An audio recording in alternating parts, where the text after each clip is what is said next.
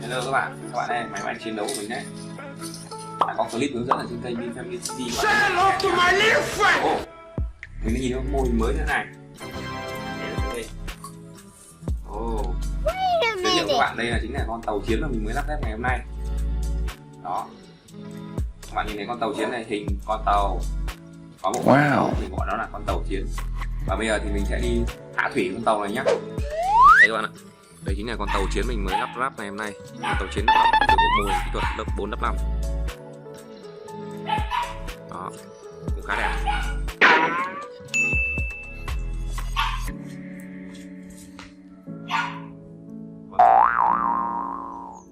Các bạn ơi, bây giờ mình sẽ hạ thủy con tàu chiến nhá.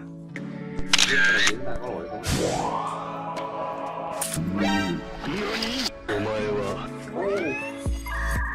Oh my god, chìm rồi các bạn ạ.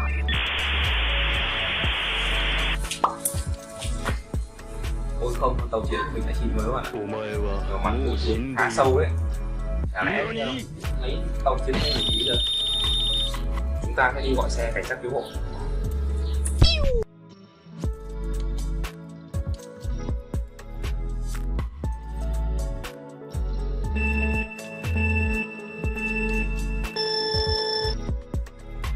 Let's do this.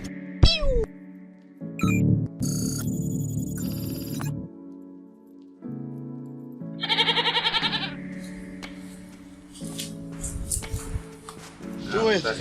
Do it! Để sát kéo con tàu lên này, đấy con tàu nó di chuyển rồi. Để cứu hộ như vậy.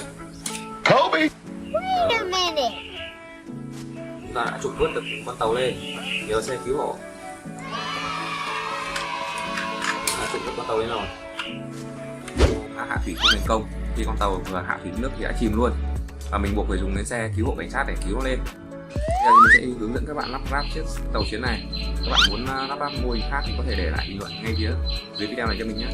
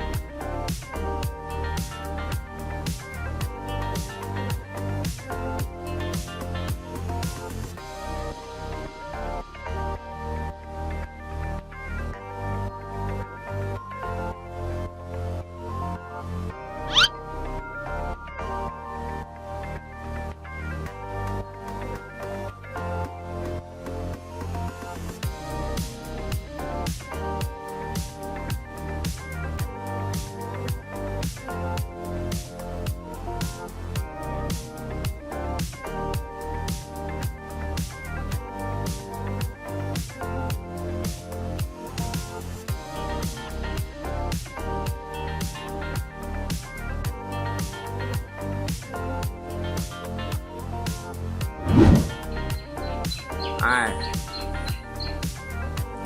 Các bạn ơi, cảm ơn các bạn đã xem hết clip của mình. Và đây là clip mình hướng dẫn lắp ráp chiếc tàu chiến này. Đấy. Và mọi người nếu mà có muốn lắp ráp những cái mô hình mới lạ nào khác thì có thể viết bình luận để ngay phía dưới video này cho mình. Đấy. Và mọi người hãy đừng quên like, share video và đăng ký kênh ủng hộ Family TV nhá. Cảm ơn mọi người rất là nhiều. Bye bye, hẹn gặp lại.